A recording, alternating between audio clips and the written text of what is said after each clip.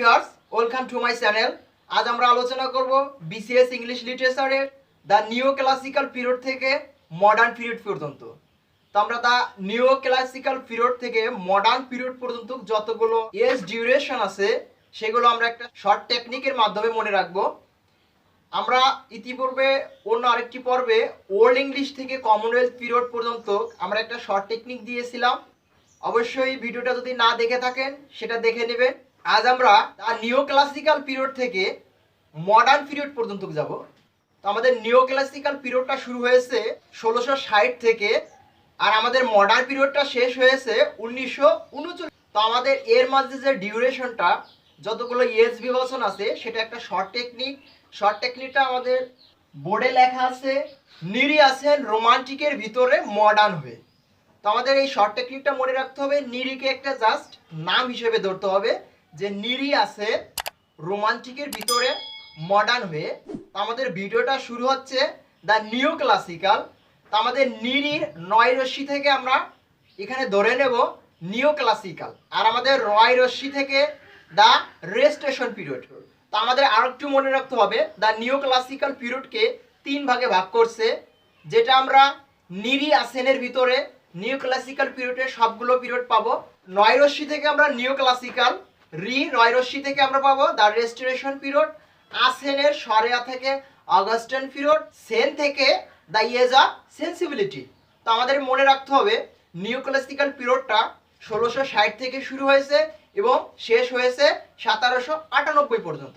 তো আমাদের নিরির 9 রশ্মি থেকে আমরা পাইলাম নিও ক্লাসিক্যাল, সেটা 1660 থেকে 1798।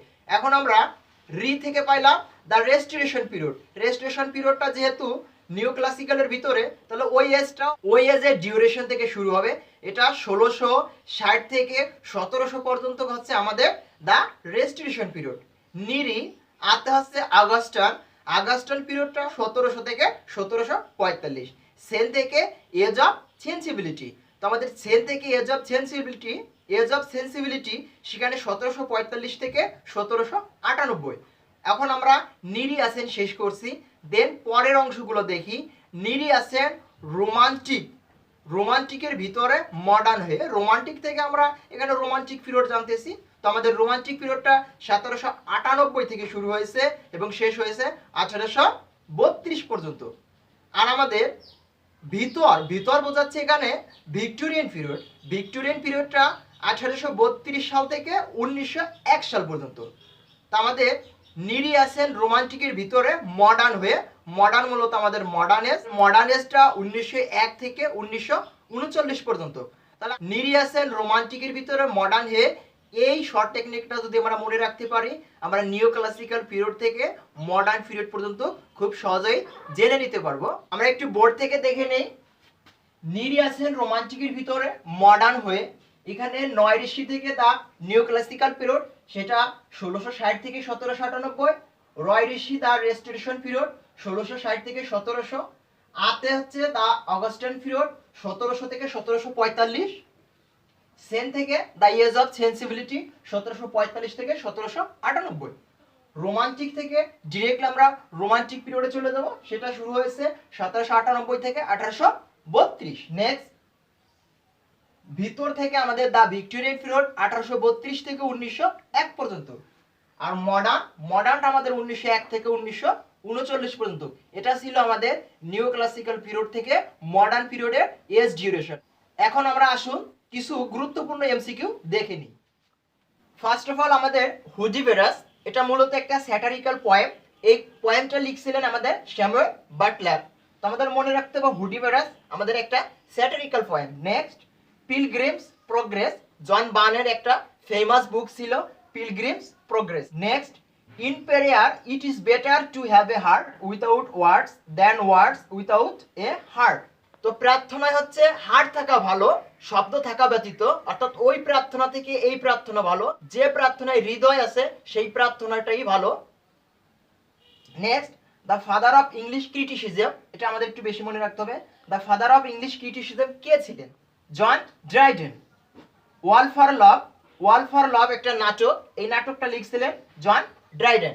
তাহলে মনে রাখতে হবে ওয়াল ফর লাভ একটা নাটক, এটা মূলত জন ড্রাইডেনের। নেক্সট, রবিনসন ক্রুশো, এই বিখ্যাত সাহিত্যকর্মটি লিখছিলেন আমাদের Daniel Defoe. Next, who was quite the arbitrarious satirist of 18th century। তো আমাদের একটা মনে রাখতে হবে, এমসিকিউটা অনেক ইম্পর্টেন্ট, যে 18 শতকের আমাদের স্যাটিরিস্ট কে ছিলেন, সেক্ষেত্রে আমাদের Jonathan Swift. Next, Gulliver's travel, এই গালিভার্স ট্রাভেলকে আবার অন্য নামে এ ভয়েস অফ লিলিপুট হিসেবেও আসতে পারে। এটা মূলত জোনাথন সুইফটের স্যাটিয়ার ছিল। তাহলে Gulliver's travels oblique A voice of lilliput, এই সাহিত্যকর্মের রচয়িতা ছিলেন জোনাথন সুইফট। এটি মূলত একটা স্যাটিয়ার ছিল। Next, A tell of tub, এই টেল অফ টাপ এই রচনাটাও Jonathan Swift. Sunday clears away the rust of the whole weeks, এই বিখ্যাত কোটেশনটা জোসেফ এডিসনের। আমাদের আলেকজান্ডার পপ সম্পর্কে যে তথ্যগুলো আছে খুবই ইম্পর্টেন্ট পরীক্ষার জন্য, এখান থেকে প্রশ্ন আসে। আলেকজান্ডার পপ ছিলেন একজন মুক হিরো পোয়েট। ওনার একটা বিখ্যাত কবিতা ছিল the rape of the lock, এটা মূলত একটা মুক ইফিক। ডানকান কবিতাটাও আলেকজান্ডার পপের। অ্যান এসে অন ম্যান, এই বিখ্যাত সাহিত্যকর্মটাও আলেকজান্ডার পপের। ওনার বিখ্যাত কিছু কোটেশন আছে, কোটেশনগুলো অবশ্যই মনে রাখতে হবে।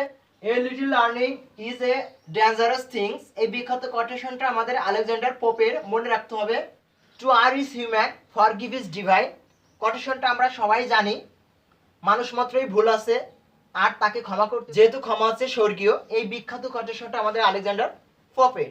Next, fools rush in where angel fear to tread, বলদেরা সেখানে দৌড়ায় যায় যেখানে দেবদূতেরা যেতে ভয় পায়, এই বিখ্যাত কোটেশনটা আমাদের সবার জানা আছে। কোটেশনটা কার, এটি জানাটা মূলত ইম্পর্টেন্ট। আমাদের এই কোটেশনটা ছিল আলেকজান্ডার পপের। আমাদের বিখ্যাত লেখক হোমারের যে ইলিয়াড এবং ওডিসি ছিল, এটা ইংলিশে অনুবাদ করেন আমাদের আলেকজান্ডার পপ। তাহলে ডিয়ার ভিউয়ার্স, আমাদের আলেকজান্ডার পপ সম্পর্কে বিখ্যাত যে কোশ্চেনগুলো এখানে উল্লেখ করা হয়েছে, এগুলো একটু বেশি মনোযোগ দিবেন। এখান থেকে প্রশ্ন সিলেক্ট করা হয়। ফার্স্ট নভেল ইন লিটারেচার, এটা ইম্পর্টেন্ট একটা কোশ্চেন, যে লিটারেচার, ইংলিশ লিটারেচারের প্রথম যে নভেলটা কি ছিল? প্রথম নভেল ছিল ফর্মুলা, আর এটা রচিত ছিল স্যামুয়েল রিচার্ডসন। দুইভাবে প্রশ্ন আসে যে ফার্স্ট নভেল কোনটা ছিল, সেক্ষেত্রে ফর্মুলা। আর যদি বলা হয় পামেলার রচয়িতাকে, তো পামেলার রচয়িতা ছিল Samuel Richardson. Next, early to bed and early to rise makes a man healthy, wealthy and wise। তো আমাদের এই বিখ্যাত কোটেশনটা সবার জানা আছে।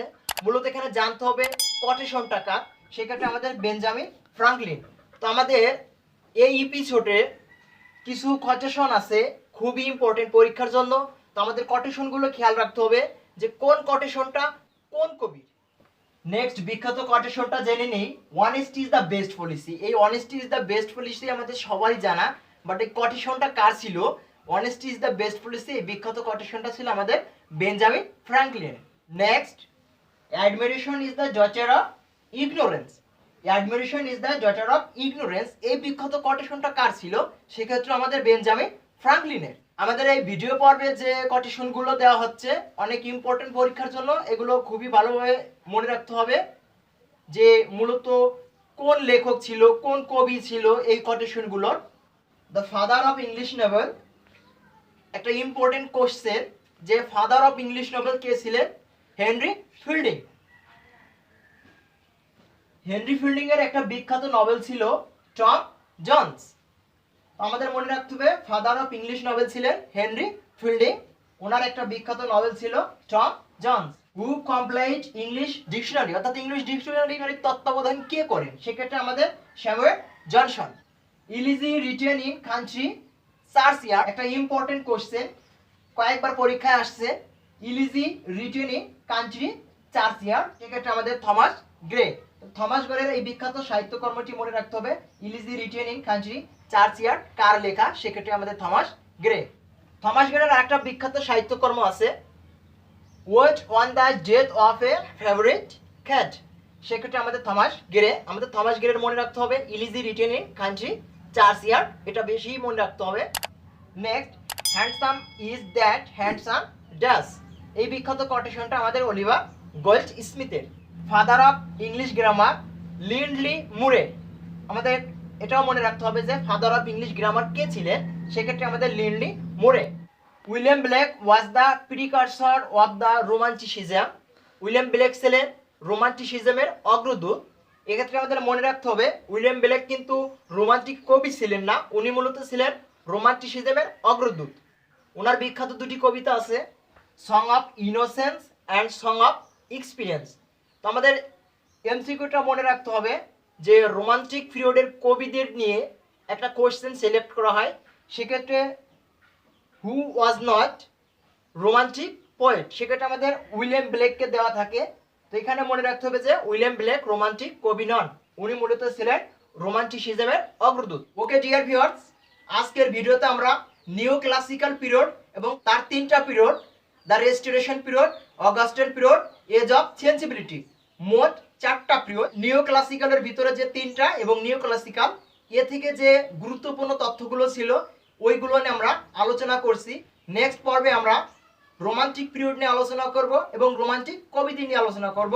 আজকের ভিডিওর সঙ্গে থাকার জন্য ধন্যবাদ এবং আগামী ভিডিও দেখার আমন্ত্রণ রইল।